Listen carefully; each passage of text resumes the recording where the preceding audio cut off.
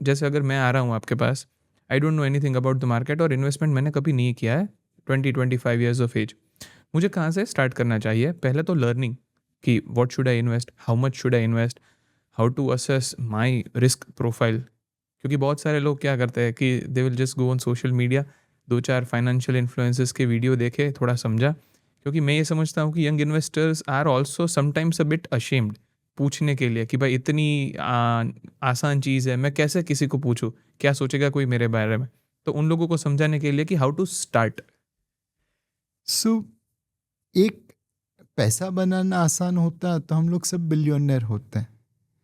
तो पैसा पेड़ पे उगता नहीं है, पैसा बनाना आसान नहीं है, पैसे बनाने के लिए मेहनत करनी पड़ेगी। आजकल के लोगों में क्विक मनी एडिक्शन है। ड्रग हार्मफुल है वो लोगों को मालूम है, but quick money addiction harmful है वो लोग लॉस करने के बाद समझते हैं, और कुछ लोग तो लॉस करने के बाद भी नहीं समझते। सेबी कहती है 9 out of 10 speculator FnO trading में लॉस करता है, लेकिन 10 आउट ऑफ 10 एंड स्पेशली इसमें मेजॉरिटी यंग इन्वेस्टर है, वो बिलीव करते हैं कि हम तो वो 9 नहीं है, कोई और है। बहुत समय के बाद उन्हें पता चलता है कि हम क्विक मनी एडिक्ट हो गए हैं। तो पहले तो क्विक मनी एडिक्शन से बचिए। दूसरी चीज़ें, जब आपकी तबीयत खराब होती है तो आप क्या यूट्यूब पे वीडियो देखेंगे डॉक्टरी का कि ये सिम्टम्स पे क्या होगा? ज़्यादातर वीडियो में सिम्टम के हिसाब से आप सीधे ऊपर पहुंचने वाले हैं। तो आप जाते हैं एक डॉक्टर के पास, अपने सिम्टम्स बताते हैं, फिर वो आपको कुछ दवाई लिख के देता है, फिर आप केमिस्ट के पास जाके दवाई लेते हैं। आज तक मुझे एक ऐसा यंग निवेशक या इन्वेस्टर नहीं मिला जो केमिस्ट की दुकान में जाके अपने सिम्टम्स बताता है कि मेरे पेट में दर्द है, कुछ जुलाब की दवा दे दो। आज तक ऐसा कोई नमूना मुझे नहीं मिला है।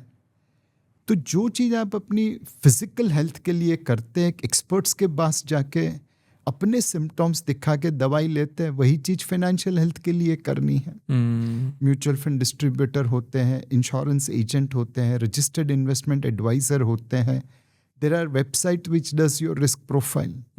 तो आप एक अच्छे म्यूचुअल फंड डिस्ट्रीब्यूटर के पास जाइए, अपनी रिस्क प्रोफाइल चेक करिए, अपने इन्वेस्टमेंट ऑब्जेक्टिव उनके साथ शेयर करिए, और फिर उनके पास से एक फाइनेंशियल प्लान लीजिए। ये सब करने के बाद, उसको प्रैक्टिस करने के बाद आपको फाइनेंशियल सिक्योरिटी मिलेगी। रातों रात अमीर बनना आसान नहीं है। तो जैसे आपने ये फाइनेंशियल एक्सपर्ट्स की बात की, तो वो मतलब अगर कोई यंग इन्वेस्टर है तो वो हर सिटी में इसको कैसे ढूंढ सकता है और कैसे बेसिकली उस पर ट्रस्ट कर सकता है कि he can keep my money safe? So भरोसा किसी के ऊपर मत करिए, पहले उनको परखिए, उसके बाद एक्सेप्ट करिए। सो आप अगर किसी नए सिटी में जाते हैं, अब खाना खाना है तो क्या करते हैं?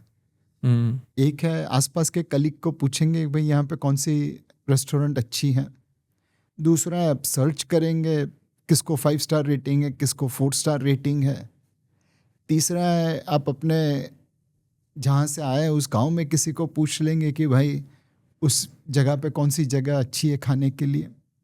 और कुछ भी नहीं करना है तो जो अच्छी रेस्टोरेंट दिखेगी वहाँ पे जाएंगे, छोटा सा ऑर्डर देख के चेक कर लेंगे कि भाई ये कैसा है, उसके बाद आप बड़ा ऑर्डर देंगे। तो जिस तरह से आप एक रेस्टोरेंट नए शहर में ढूंढ लेते हैं, बस उसी तरह म्यूचुअल फंड डिस्ट्रीब्यूटर ढूंढना है।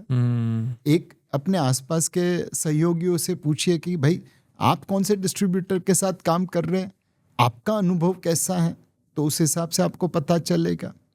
दूसरा, आप सर्च कर सकते हैं एमफी की वेबसाइट पे आपके शहर में कितने म्यूचुअल फंड डिस्ट्रीब्यूटर हैं, उनका नाम पता मिल जाएगा।